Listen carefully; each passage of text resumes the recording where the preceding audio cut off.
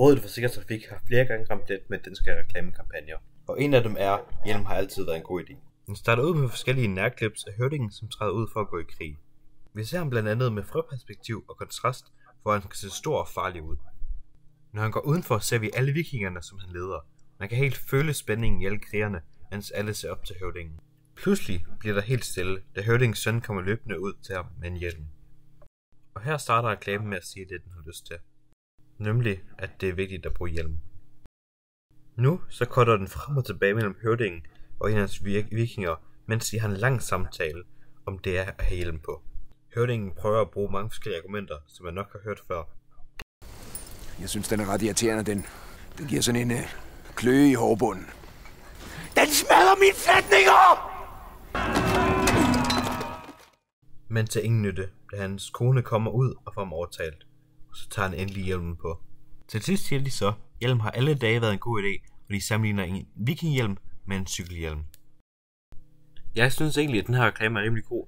Jeg synes, den får vagt mange af de der budskab, som de har lyst til generelt folk, som ikke har lyst til at bruge cykelhjelm.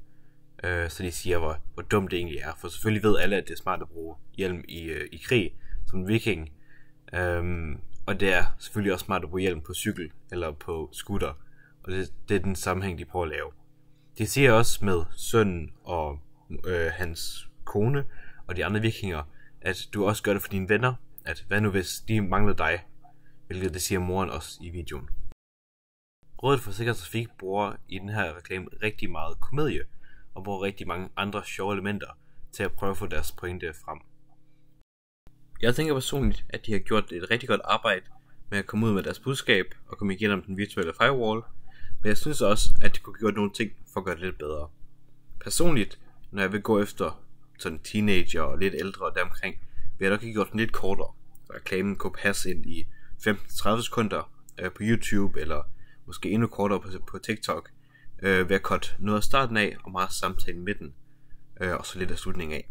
Så vil man kunne lave en kortere video, som siger mange af de samme ting, som også vil kunne få humoren igen.